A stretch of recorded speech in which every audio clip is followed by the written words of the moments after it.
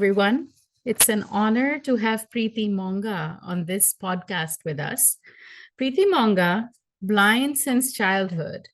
She's the founder and CEO of Silver Linings Trust and Silver Linings Services, has been working towards inclusive education and empowerment of the blind, inclusion of the disabled, and prevention of blindness directly and indirectly impacting millions since 1987.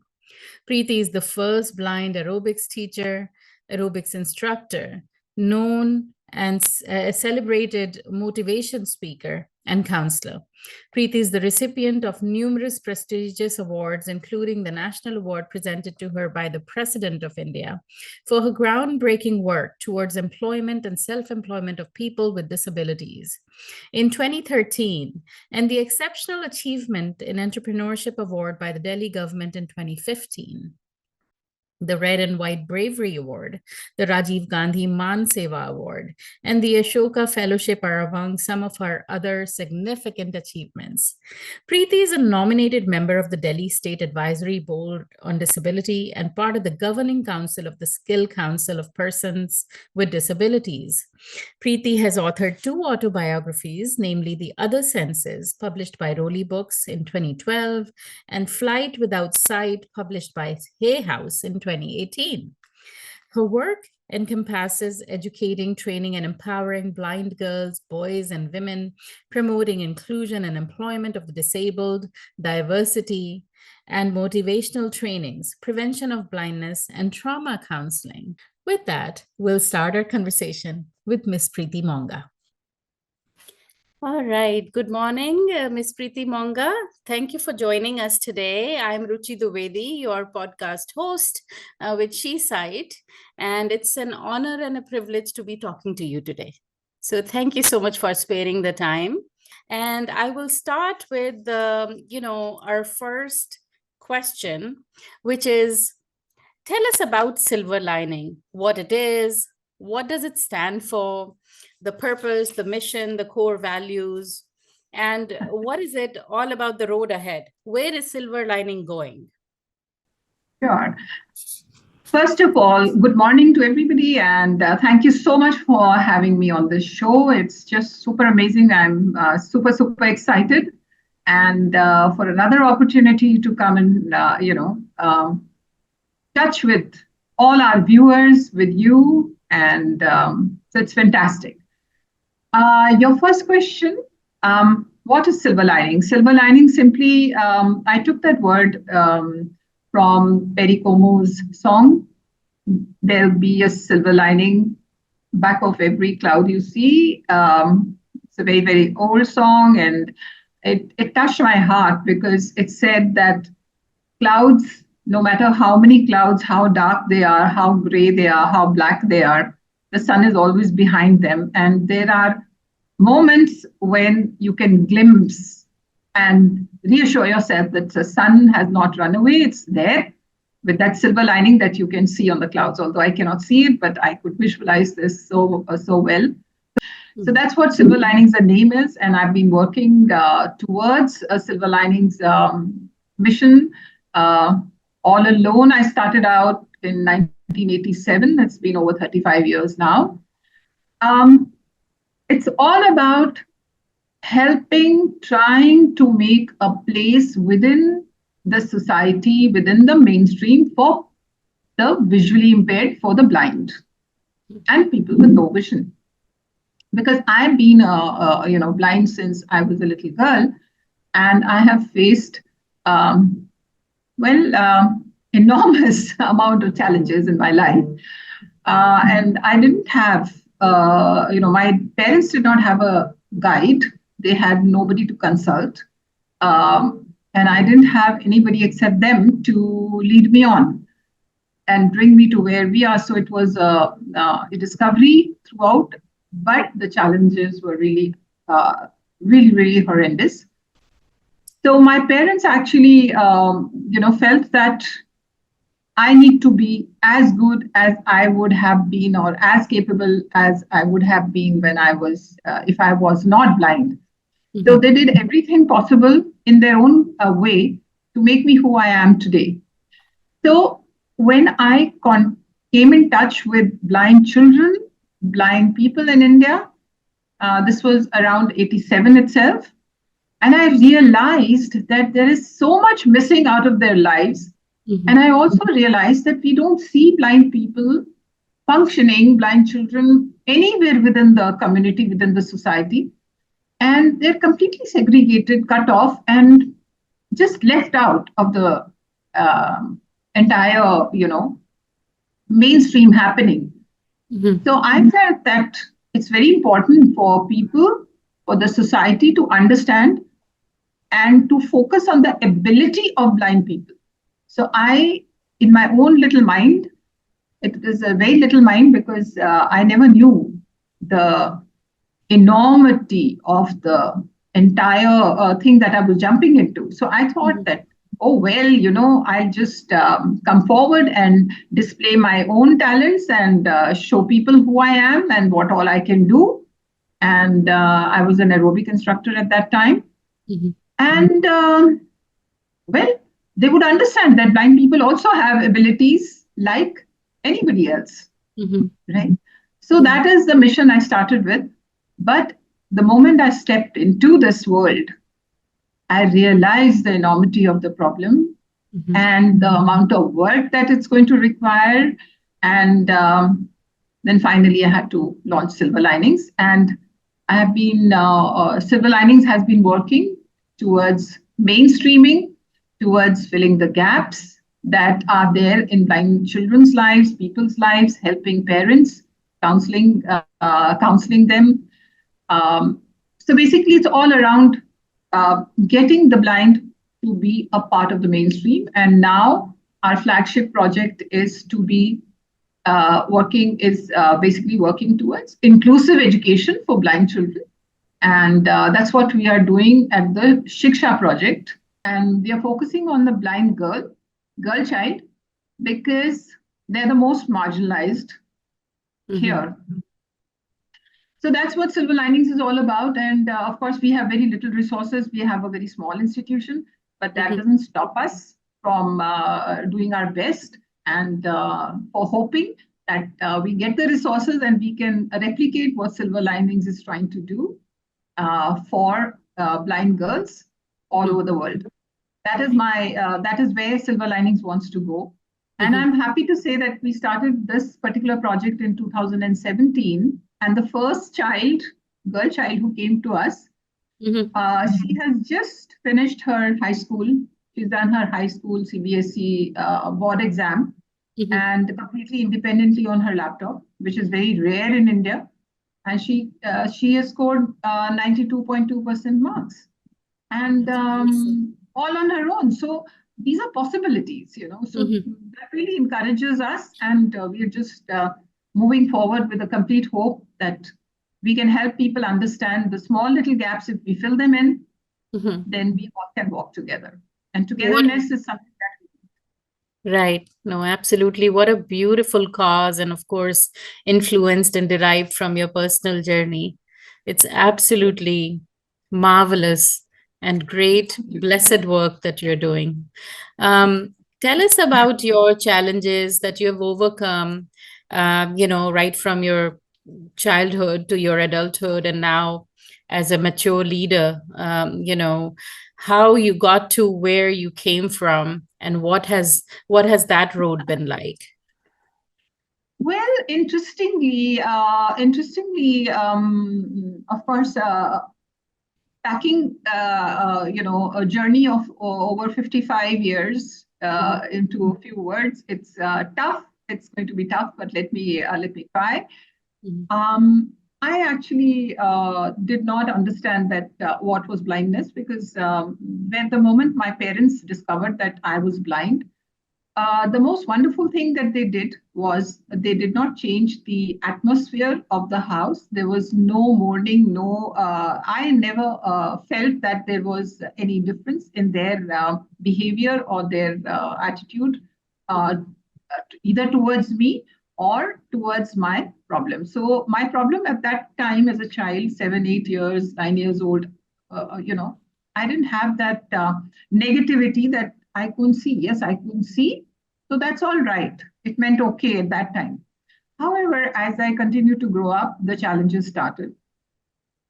The people around, the society started treating me differently, Mhm. no matter what, no matter how we tried and how my parents tried to bridge the gap. And then I was always in regular school. I did not go to a blind school for various reasons, and I was thrown out of school in class 8. That was Mhm. I was 13 at that time, Mhm. from a mainstream school, and only on the pretext that I was blind. So the nuns told my parents that we can't keep her here; she must go to a blind school. However, that was the time, when my entire world crashed around me.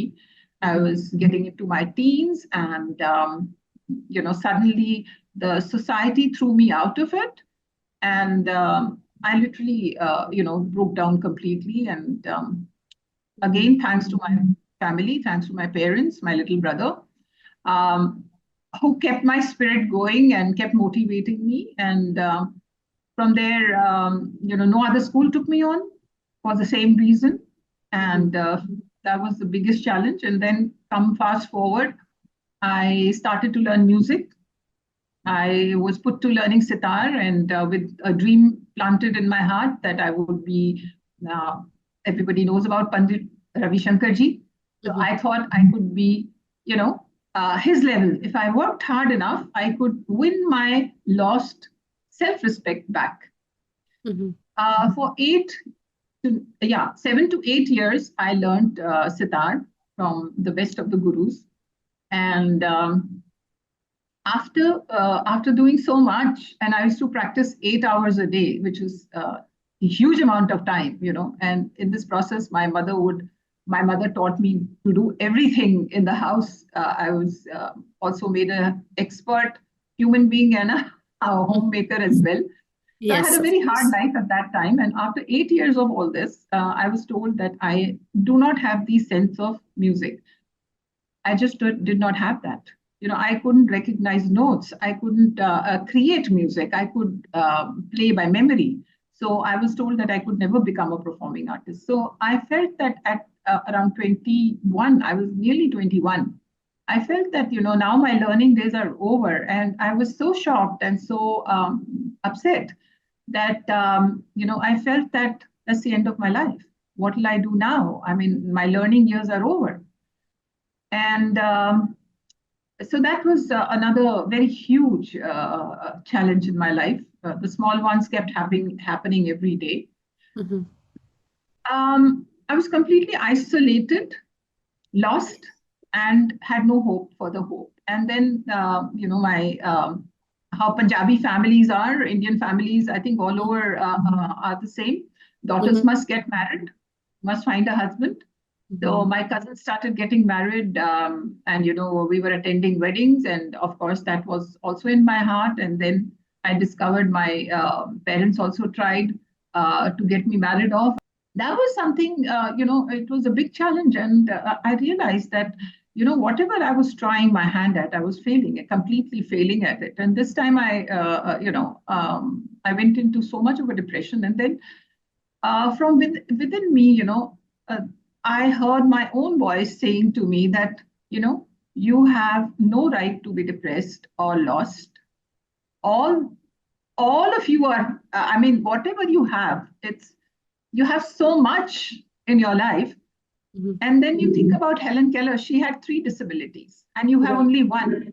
And Helen Keller could, at those good old days, she Mhm. became a world famous figure, and she's an inspiration to many of us, even today. Very true. And so I had no reason to complain. I had only one disability. So it's a shame. So I decided that come what may, I'm going to get married. At least let me try to succeed at that. Mhm. I did find a gentleman, and I did get married, but within 2 hours of signing the marriage register, I discovered that that was the biggest disaster of my life. I'd married an alcoholic, uh, an abusive person, and a compulsive liar. And that was it. I thought that that was it. And before I could even uh, get out of that, that particular challenge with the rest of the other challenges on my shoulders, I had two children and one abortion and two small children, a daughter and a son. Mhm. And I didn't want to live anymore. Mhm. But then I realized that I have two small children. What should I do? I think that But feeling of isolation and depression was overwhelming. It was yeah, just it too was much to too handle. much. It was too Mm. much to handle.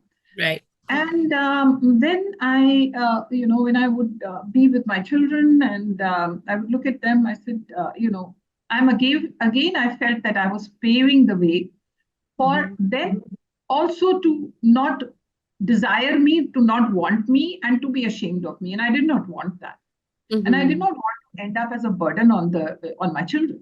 Although I was always advised, no, they'll grow up, they'll look after you. I said, that's not fair. That's not why I'm here. Mhm. And then I realized the importance of economic independence. Mhm. That I need to earn something. Unless I'm earning something, somebody or the other is going to dictate my life, Right. right?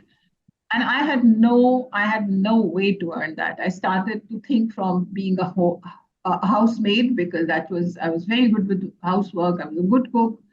I was a good homemaker.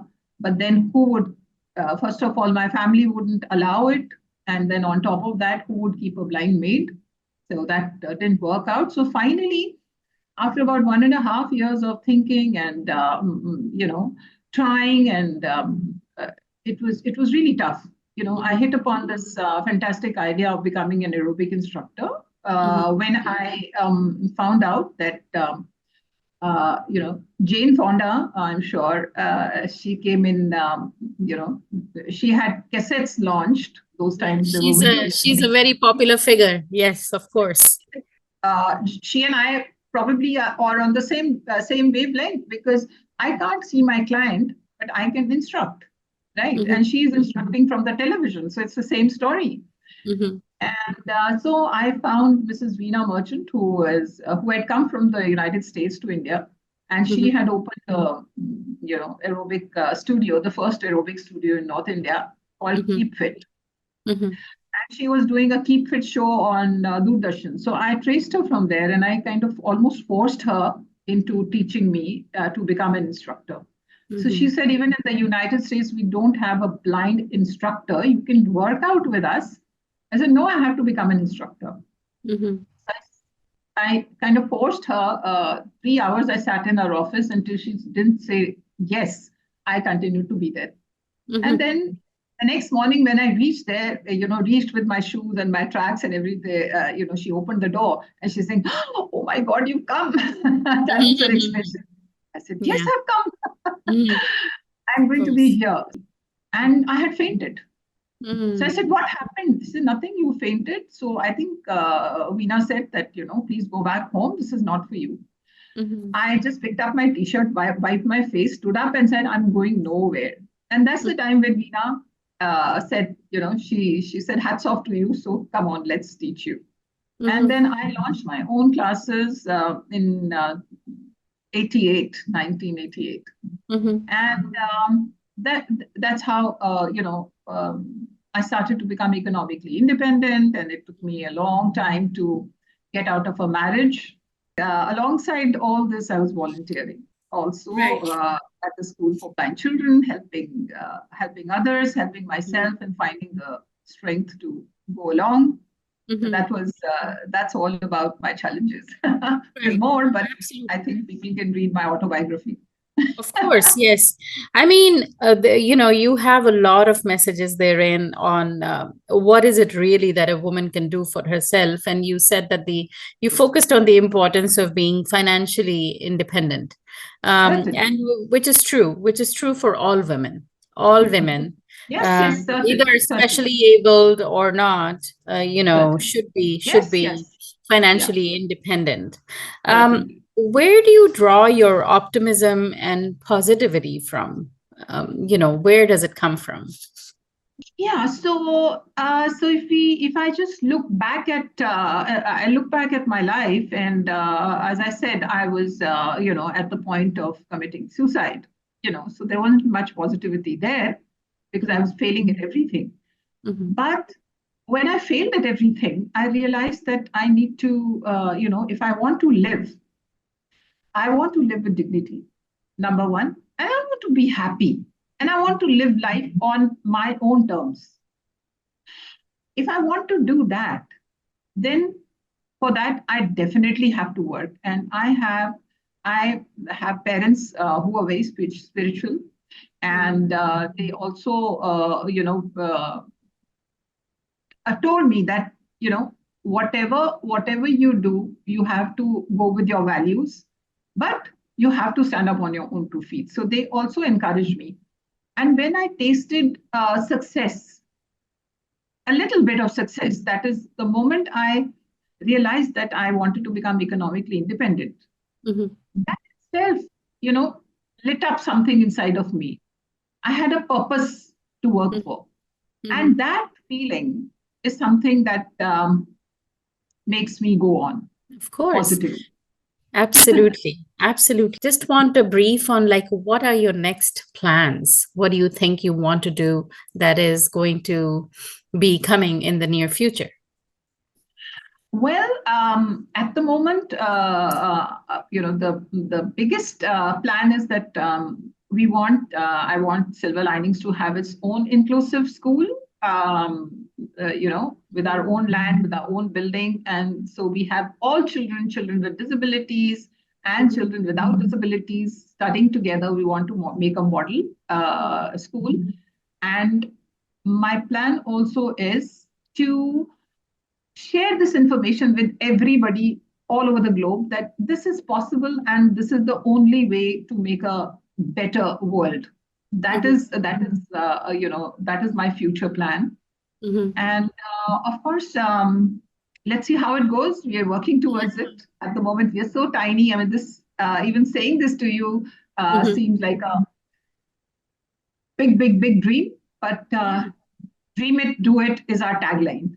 Of course, of course, and I agree with that. And SheSight wishes you all the best, and Thank you so much. we'll continue to stay in touch with you to see where the plans are going and how we can support you. Lovely, Of course. lovely. That'll be So now, wonderful. I need all the support. thank you, Preeti ji, for inspiring us. Now, so that our audience can get to know you just a little bit more, tell us who your favorite person is. Interestingly, it's Guru Nanak Babaji. Mhm. Oh, that's wonderful. And your favorite vacation, what does that look like? A world tour, Of a world course. tour, a world speaking tour to inspire every little girl to every woman on the face of the earth. Uh-huh. That's my vacation come dream. Oh, wonderful. What does a good family meal look like? Hmm. Biryani, mutton biryani that I cook myself, and when Uh-huh. my family dives into the pot, there isn't anything left. Ah, of course, it must be truly delicious. Yeah, Um, it is, and I advise anybody who eats it will not eat from the market. Will not want the market biryani anymore, and decide that's a warning I give before a newcomer yeah. eats it. Finger licking good. Um, Yes, of course. your message to young women. Girls, and this is only one life that we all have. Mhm. Buddy, live it well. Mhm. Live it up. Just, make full use of it. Don't Mhm. wait till tomorrow. Don't wait for the world to come and make a change or the world to change for you. Mhm. You make yourself adapt to whichever situation is, and then look for the better situation and move yourself. The moment you become the doer, you will see how your life opens up. It is a little bit tough in the beginning, but Mhm. you'll enjoy the journey. And with that, the focus on the I and taking action. It's a full circle, how we change ourselves, work on Yes, ourselves, what should we change, absolutely. what can we do, and thus we are owning the story and Yes. doing it ourselves, for Yeah. ourselves and for the Yeah. world. Thank you Sure. so much, Preeti ji, for talking to us today, and Thank we really you. love the time that you shared with us. And this story of yours will reach many, many, many women. Pleasure. So thank you so much for Pleasure. sharing the life lessons. Thank you. Thank you so much for having me.